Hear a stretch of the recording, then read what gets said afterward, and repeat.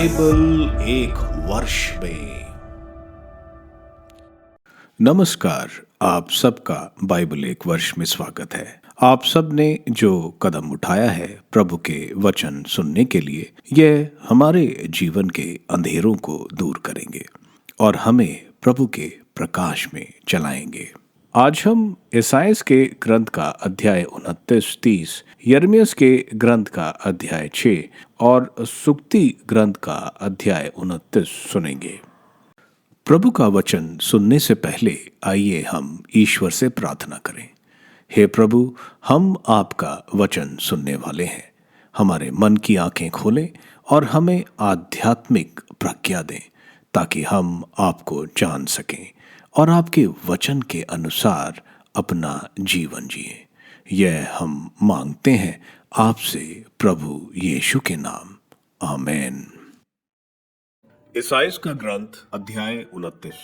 यरूशलेम को धिक्कार, एरियल एरियल तुमको धिक्कार। दाऊद ने इस नगर में अपना तंबू खड़ा किया था। एक वर्ष पर दूसरा वर्ष बीतने दो, उत्सवों का चक्र चलते रहने दो, किंतु मैं एरियल को महान कष्ट दूंगा। वह शोक मनाते हुए विलाप करेगा और मेरे लिए सचमुच एरियल अग्नि कुंड जैसा होगा। मैं तुम्हारे चारों ओर घेरा डालूंगा, खाई खोदूंगा और तुम्हारे विरुद्ध मोर्चाबंदी करूंगा। तुम जमीन पर पटक दिए जाओगे, तुम्हारी धीमी आवाज धूल में से सुनाई देगी, तुम्हारी वाणी धरती से प्रेत की तरह निकलेगी। वह मिट्टी के भीतर से कराह जैसे लगेगी, किंतु तुम्हारे बहुसंख्यक शत्रु चूर चूर कर दिए जाएंगे। तुम्हारे असंख्य अत्याचारी छितराई हुई भूसी जैसे होंगे। सर्वशक्तिमान प्रभु अचानक अप्रत्यक्ष रूप से तुम्हारे पक्ष में हस्तक्षेप करेगा। मेघ गर्जन,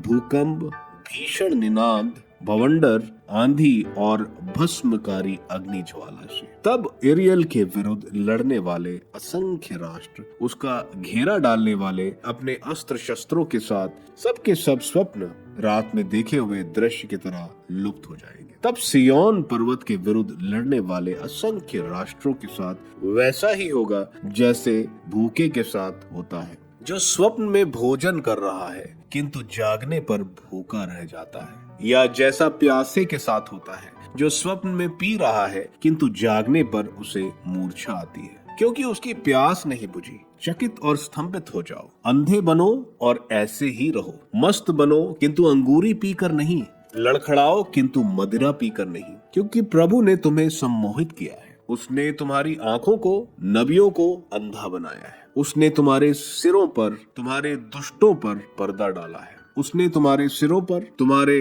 दृष्टाओं पर पर्दा डाला है। इन सभी बातों का संदेश तुम्हारे लिए मुहरबंद ग्रंथ के शब्दों जैसा है। यदि वह किसी व्यक्ति को पढ़ने के लिए दिया जाए जो कि पढ़ सकता है, तो वह उत्तर देता है, मैं उसे पढ़ नहीं सकता क्योंकि वह मुहरबंद है। यदि वह किसी को पढ़ने के लिए दिया जाए जो नहीं पढ़ सकता, तो वह उत्तर देता है, मैं पढ़ नहीं सकता। प्रभु कहता है, ये लोग केवल शब्दों द्वारा मेरे पास आते हैं, इनके होठ मेरी महिमा करते हैं, किंतु इनका हृदय मुझसे दूर है। ये दूसरों के आदेश से मुझ पर श्रद्धा रखते हैं, इनकी भक्ति रटाई हुई शिक्षा है। इसलिए मैं फिर इन्हें चमत्कार पर चमत्कार दिखाऊंगा। मैं इनके ज्ञानियों का ज्ञान व्यर्थ कर दूंगा, इनके समझदारों की समझ लुप्त हो जाएगी। धिक्कार उन लोगों को जो प्रभु से अपनी योजनाएं छुपाते हैं। वे अंधेरे में षड्यंत्र रचते हुए कहते हैं, हमें कौन देखता है, हम पर कौन ध्यान देता है। वे गलत समझते हैं। क्या मिट्टी कुम्हार के बराबर है?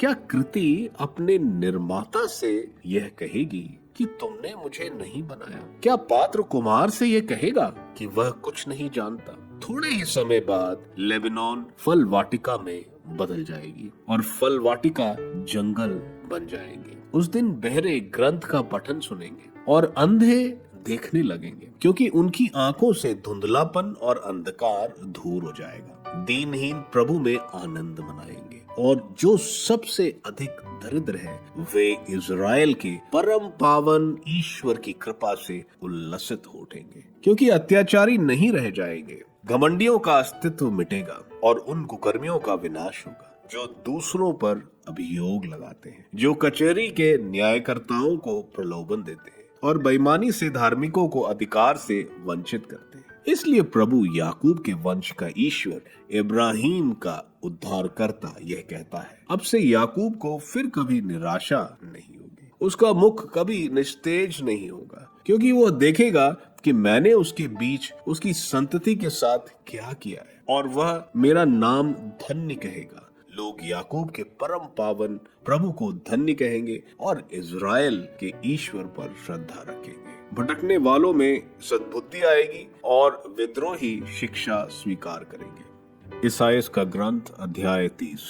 मिस्र की आशा व्यर्थ है। प्रभु यह कहता है, धिक्कार उन विद्रोही पुत्रों को, वे ऐसी योजनाएं बनाते हैं जो मेरे अनुकूल नहीं है। वह ऐसी संधियां करते हैं जो मुझसे प्रेरित नहीं है और पाप पर पाप करते जाते हैं। वे मुझसे परामर्श लिए बिना सहायता के लिए मिस्र जाते हैं। वे फिरौन के किले में सुरक्षा चाहते हैं। वे मिस्र की छत्र छाया की शरण लेते हैं। फिरौन की शरण तुम्हारे लिए लज्जा का कारण बनेगी। मिस्र की सुरक्षा तुमको निराश करेगी। तुम्हारे प्रतिनिधि सुआन आ गए हैं। तुम्हारे राजदूत हनेस पहुंच चुके हैं। उन्हें लज्जित होना पड़ेगा, क्योंकि उस राष्ट्र की आशा व्यर्थ है। लज्जा और कलंक के अतिरिक्त उससे कोई सहायता या कोई लाभ नहीं होगा। नेगेब के पशुओं के विषय में राजदूत आतंक और संकट का देश पार करते हैं, जहां सिंह, सिंगनिया, नाग और पंखदार सर्प पाए जाते हैं। वे अपनी संपत्ति गधों पर और अपना खजाना ऊंटों के कोहान पर लाद कर उस देश ले जाते हैं जिससे कोई लाभ नहीं होगा। वे मिस्र जा चुके हैं जिसकी सहायता व्यर्थ है, इसलिए मैं उस देश को निश्चल रहब का नाम देता हूँ। तुम जाकर ये संदेश उनके सामने एक तख्ती पर 2 बार लिख दो। ये भविष्य में उनके लिए चिरस्थायी साक्ष्य हो। ये एक विद्रोही प्रजा है। ये कपटपूर्ण पुत्र है जो प्रभु की शिक्षा सुनना नहीं चाहते। वे दुष्टों से कहते हैं, हमें तुम्हारे दिव्य दृश्यों से क्या, और नबियों से कहते हैं, सत्य के विषय में हमसे कुछ नहीं कहो। हमें सुखद बातें बताओ, हमें काल्पनिक भविष्यवाणी सुनाओ। इस मार्ग का त्याग कर दो, इस पथ से दूर हो जाओ। इज़राइल के परम पावन प्रभु के विषय में हमसे और कुछ नहीं कहो। इज़राइल का परम पावन प्रभु यह कहता है, तुमने मेरा संदेश अस्वीकार किया, तुमने अत्याचार का भरोसा किया और छल कपट का सहारा लिया। इसलिए अपने इस पाप के कारण तुम ऊंची दीवारी में ढीले पत्थर जैसे बन गए हो, जो अचानक धड़ाम से गिर जाता और कुम्हार के घड़े की तरह इस तरह टुकड़े टुकड़े हो जाता है कि उसमें से एक भी टुकड़ा ऐसा नहीं जिससे चूल्हे से आग या हौज से पानी निकाला जा सके।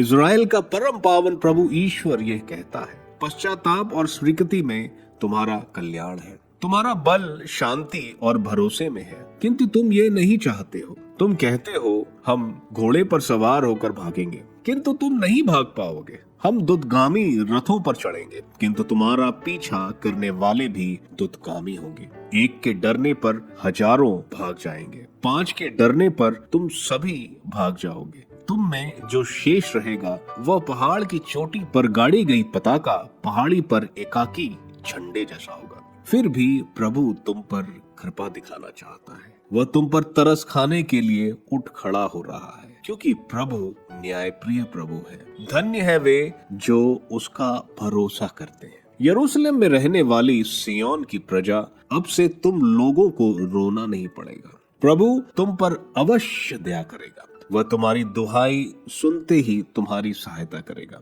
प्रभु ने तुम्हें विपत्ति की रोटी खिलाई और दुख का जल पिलाया है, किंतु अब तुम्हें शिक्षा प्रदान करने वाला प्रभु अदृश्य नहीं रहेगा। तुम अपनी आंखों से उसके दर्शन करोगे। यदि तुम सन्मार्ग से दाएं या बाएं भटक जाओगे, तो तुम पीछे से यह वाणी अपने कानों से सुनोगे, सच्चा मार्ग ये है, इसी पर चलते रहो। तुम चांदी से मड़ी हुई अपने द्वारा गढ़ी गई प्रतिमाओं को और सोने से मड़ी हुई अपनी देव मूर्तियों को अपवित्र मानोगे। तुम उन्हें दूषित समझकर फेंक दोगे और कहोगे, उन्हें यहाँ से निकाल दो। प्रभु तुम्हारे बोए हुए बीजों को वर्षा प्रदान करेगा और तुम अपने खेतों की भरपूर उपज से पुष्टिदायक रोटी खाओगे। उस दिन तुम्हारे चौपाए विशाल चारागाहों में चरेंगे। खेत में काम करने वाले बैल और गधे सूप और डालियां से फटकी हुई नमक मिली हुई भूसी खाएंगे। महाबद के दिन जब गढ़ तोड़ दिए जाएंगे तो हर एक उत्तुंग पर्वत और हर एक ऊंची पहाड़ी से उमड़ती हुई जलधाराएं फूट निकलेंगी। जिस दिन प्रभु अपनी प्रजा के टूटे हुए अंगों पर पट्टी बांधेंगे और उसकी चोटों के घावों को चंगा करेंगे। उस दिन चंद्रमा का प्रकाश सूर्य की तरह होगा और सूर्य का प्रकाश 7 दिनों के सम्मिलित प्रकाश के सदृश सद्गुना प्रचंड हो उठेगा। असूरिया के विषय में देखो, प्रभु का नाम दूर से आ रहा है। उसका प्रज्वलित क्रोध सर्वनाशक है। उसके होंठ क्रोध से फड़क रहे हैं। उसकी जिह्वा भस्कारी अग्नि जैसी है। उसकी सांस उमड़ती हुई जलधारा जैसी है जो गले तक पहुंच जाती है। वो विनाश की छन्नी से राष्ट्रों को छान रहा है और राष्ट्रों के जबड़ों में ऐसी लगाम लगा रहा है जो उन्हें बहका रही है। तब पर्वत की रात की तरह तुम्हारे यहाँ गीत गाए जाएंगे। तुम्हारा हृदय उस समय की तरह आनंदित होगा जब लोग बांसुरी बजाते हुए प्रभु के पर्वत इज़राइल की चट्टान की तीर्थ यात्रा करते हैं। प्रभु अपनी तेजस्वी वाणी से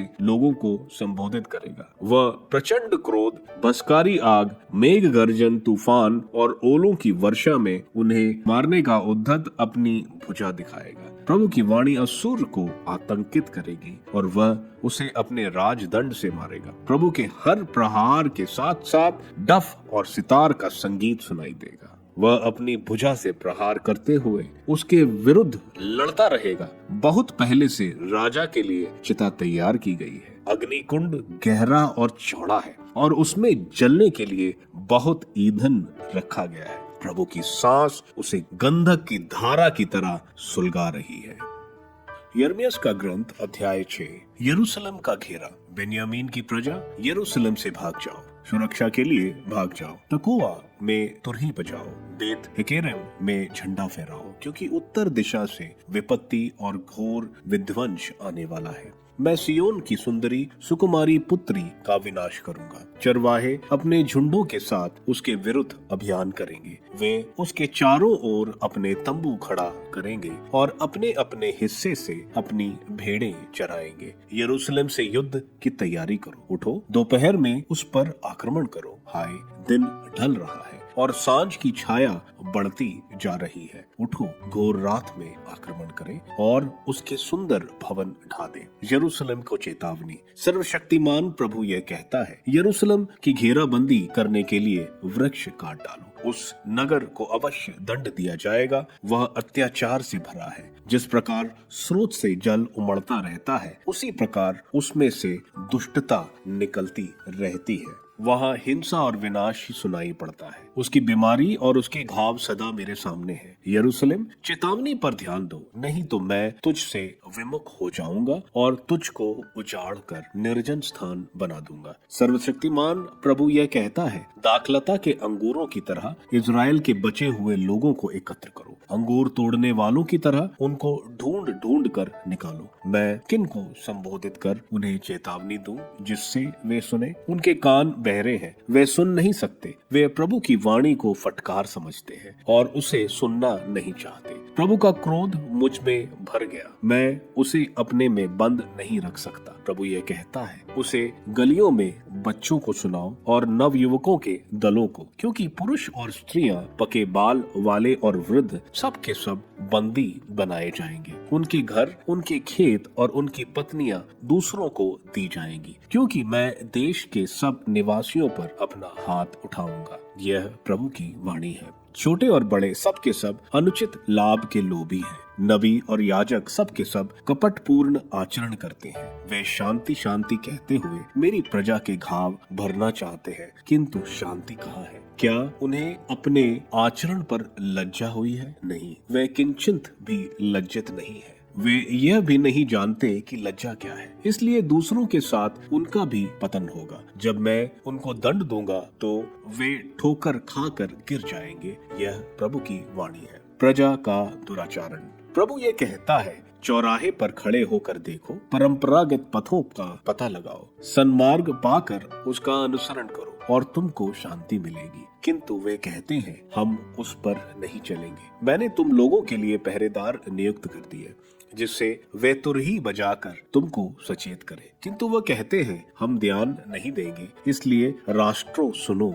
और जान लो कि उन पर क्या बीतेगी। पृथ्वी सुनो, मैं इस प्रजा पर विपत्तियां भेजूंगा, मैं इसे विश्वासघात का फल दूंगा, क्योंकि यह मेरे कथन पर ध्यान नहीं देती और मेरे आदेशों का तिरस्कार करती है। शेबा से लाए हुए लुबान या दूर देश से प्राप्त सुगंधित द्रव से मुझे क्या, मैं तुम्हारी होम बलियां नहीं चाहता, तुम्हारे चढ़ावों में मेरी कोई रुचि नहीं। इसलिए प्रभु यह कहता है, मैं इन लोगों के मार्ग में रोड़े अटकाऊंगा, जिनसे ठोकर खाकर पिता और पुत्र गिर पड़ेंगे, पड़ोसी और मित्र नष्ट हो जाएंगे। प्रभु यह कहता है, देखो, उत्तर से एक जाति चली आ रही है, एक महान राष्ट्र पृथ्वी के सीमांतों से बढ़ता आ रहा है। वे धनुष और बर्छा धारण कर आ रहे हैं। वे कठोर हैं, उनमें रंच मात्र दया नहीं। उनका कोलाहल समुद्र के गर्जन जैसा है। वे घोड़ों पर सवार है, सियोन की पुत्री, वे तुझ पर आक्रमण करने पंक्तिबद्ध होकर चले आ रहे हैं। हम उनके विषय में सुनकर निराश हो गए हैं। प्रसव पीड़िता की वेदना की तरह आतंक ने हमें घेर लिया है। खेतों की ओर मत जाओ, सड़कों पर मत टहलो, क्योंकि शत्रु के हाथ में तलवार है, चारों ओर आतंक छाया हुआ है। मेरी प्रजा, टाट के कपड़े पहन लो, राख में लोटो, इकलौते पुत्र की मृत्यु के अवसर पर विलाप करते हुए शोक मनाओ, क्योंकि विनाश करने वाला तुम पर अचानक टूट पड़ेगा। नबी के प्रति, मैंने तुमको अपनी प्रजा की कच्ची धातु के परखी के रूप में नियुक्त किया। तुम उसका आचरण देखकर उसकी परीक्षा लो। वे सब हटीले विद्रोही हैं और जहां तहां मेरी निंदा करते हैं, वह कांसा और लोहा है और दुराचारण करते रहते हैं। धोकनी जोरों से फूकती है, आग सीसा पिघलाती है, किंतु परिष्कार की क्रिया व्यर्थ है। दुष्ट अपनी दुष्टता नहीं छोड़ते, वह खोटी चांदी कहलाते हैं, क्योंकि प्रभु ने सबका परित्याग किया है। सूक्ति ग्रंथ अध्याय 29। जो व्यक्ति बहुत डांटे जाने पर हट करता रहता, वह पलक मारते ही नष्ट हो जाएगा और उसका उपचार नहीं होगा। जब धर्मी प्रबल है तो जनता प्रसन्न है, किंतु जब दुष्ट शासन करता है तो जनता कराहती है। प्रज्ञा प्रेमी अपने पिता को आनंदित करता, किंतु जो वेश्यागमन करता वह अपनी संपत्ति उड़ाता है। राजा न्याय द्वारा देश को बनाए रखता, किंतु जो अधिक कर उगाहता वह उसका विनाश करता है। जो अपने पड़ोसी की चापलूसी करता वह अपने पैरों के लिए जाल बिछाता है। दुष्ट अपने ही पाप के जाल में फंसता, किंतु धर्मी उल्लासित होकर आनंद मनाता है। धर्मी दरिद्रों के अधिकारों की रक्षा करता, किंतु दुष्ट को उनकी कोई जानकारी नहीं। उपहास करने वाले नगर में उत्तेजना पैदा करते, किंतु ज्ञानी क्रोध को शांत करते। यदि ज्ञानी मूर्ख पर मुकदमा चलाता तो वह क्रुद्ध हो या प्रसन्न, उसे शांति नहीं मिलेगी। हत्यारे निष्कपट व्यक्ति से बैर करते, किंतु धर्मी उसके जीवन की रक्षा करते हैं। मूर्ख चिल्लाकर अपना क्रोध अभिव्यक्त करता, किंतु बुद्धिमान उसे वश में रखकर शांत करता है। यदि शासक झूठी बात पर ध्यान देता तो उसके सभी पदाधिकार दुष्ट बन जाते हैं। दरिद्र और कपटी में यही समानता है कि प्रभु ने दोनों को आंखों की ज्योति प्रदान की है। यदि राजा दरिद्रों का न्याय दिलाता तो उसका सिंहासन सदा दृढ़ रहता है। छड़ी और डांट डपट से प्रज्ञा प्राप्त होती है, किंतु अनुशासनहीन नवयुवक अपनी माता का कलंक है। जब दुष्ट शासन करते तो अपराध बढ़ते हैं, किंतु धर्मी उनका पतन देखेंगे। अपने पुत्र को अनुशासन में रखोगे तो तुम्हें शांति मिलेगी और वह तुम्हें आनंदित करेगा। नबियों के अभाव में जनता आत्म संयम खो बैठती है, किंतु संहिता का पालन करने वालों को सुख शांति मिलेगी। शब्दों द्वारा नौकर का सुधार असंभव है, क्योंकि समझने पर भी वह ध्यान नहीं देगा। जो व्यक्ति सोच विचार किए बिना बोलता, उसकी अपेक्षा मूर्ख के सुधार की आशा कहीं अधिक है। जो बचपन में अपने नौकर को सिर चढ़ाता, वह अंत में उसे निकम्मा बना देगा। चिड़चिड़ा व्यक्ति झगड़ा पैदा करता और क्रोधी बहुत से पाप करता है। मनुष्य का अहंकार उसे नीचा दिखलाता, किंतु विनम्र व्यक्ति का सम्मान किया जाता है। चोर का सहायक अपने से बैर करता, वह शपथ खिलाने पर भी चुप रहता है। जो मनुष्यों से डरता वह अपने लिए जाल बिछाता है, किंतु जो प्रभु पर भरोसा रखता वह सुरक्षित है। बहुत लोग शासक के कृपा पात्र बनना चाहते हैं, किंतु प्रभु मनुष्य को न्याय दिलाता है। कुकर्मी से धर्मियों को घृणा है, निष्कपट व्यक्ति से दुष्टों को घृणा है। ईसाइयाह के ग्रंथ के अध्याय 29 में हम देखते हैं यरूशलेम की तबाही बताई जा रही है। एरियल यरूशलेम को बोला जा रहा है। यह लोग ईश्वर द्वारा स्थापित सारे त्योहार मनाते हैं। पूरे वर्ष लोग सोचते हैं कि वे ईश्वर के प्रति आज्ञाकारी हैं, लेकिन इनके हृदय ईश्वर से दूर हैं। ईश्वर के बताने के बावजूद कि वे यरूशलेम की मदद करेंगे, ये लोग ईश्वर पर विश्वास नहीं कर रहे हैं। इन लोगों की आध्यात्मिक गिरावट की वजह से ईश्वर उनको कोई नबी नहीं भेजेंगे, वो बोल रहे हैं।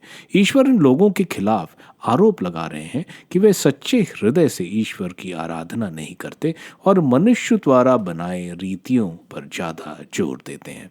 कुछ लोग हैं जो प्रभु के न्याय से बचना चाहते हैं और छिपना चाहते हैं, लेकिन उनको यह नहीं मालूम है कि ईश्वर इन सब के रचयिता हैं। इनसे यह बच नहीं सकते। आगे बोला जा रहा है कि ईश्वर इन सब को बचाएंगे, तब अंधा देख पाएगा, गूंगा सुन पाएगा, लंगड़ा चल सकेगा। यह सब हम देखते हैं प्रभु यीशु में पूर्ण हुआ और आगे उनके राज्य में होगा। अध्याय 30 में हम देखते हैं ईश्वर इजिप्ट की संधि से गुस्सा है, क्योंकि संधि के दौरान दोनों देशों के देवताओं के नाम पर शपथ ली जाती है। तो एक ऐसे देवता से शपथ ली जाती है जो है ही नहीं। दूसरा, यह झूठे देवता इज़राइल में लाए जाते हैं, क्योंकि इनके राजनीतिक अधिकारी उस देश में रहने आते हैं। इज़राइल के खिलाफ ईश्वर 3 आरोप लगा रहे हैं कि वे बागी हैं, झूठे और ईश्वर के नियम नहीं मानते हैं, इसलिए ईश्वर उन पर शिक्षा देंगे। लेकिन आगे ईश्वर इनको बचाएंगे। कह रहे हैं इन लोगों को दुख इसलिए दिए गए हैं कि वे ईश्वर को पुकारें और ईश्वर उनकी मदद करेंगे। आगे इज़राइल को बहुत अच्छी फसल ईश्वर देंगे, क्योंकि अभी तक उनके खेत बंजर थे। अभी तक ये लोग पाप के अंधेरे में थे, अब ईश्वर के प्रकाश में होंगे। ईश्वर इज़राइल के दुश्मनों को सख्त सजा देंगे। यिर्मयाह के ग्रंथ के अध्याय 6 में यूदा के विरुद्ध जो बेबीलोन का आक्रमण होने वाला है उसको बताया जा रहा है। यरूशलेम पर हमला होने वाला है। ईश्वर लोगों को अभी भी अपने पास बुला रहे हैं, लेकिन वे सुनने को राजी नहीं है। इसी वजह से ईश्वर उनको त्याग देंगे और वे दुश्मन का प्रकोप सहेंगे। सुक्ति ग्रंथ के अध्याय 29 में हमें प्रज्ञा की शिक्षा दी जा रही है, खासकर आध्यात्मिकता, न्याय, अनुशासन और नम्रता, जो जीवन की सफलता के लिए अनिवार्य है। आप सबको धन्यवाद ईश्वर के वचन सुनने के लिए।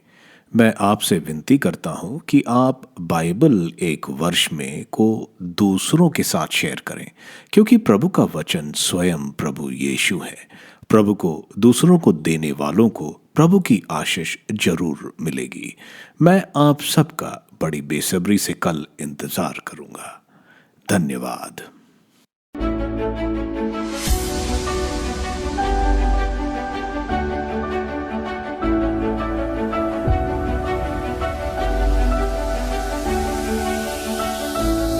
बाइबल एक वर्ष में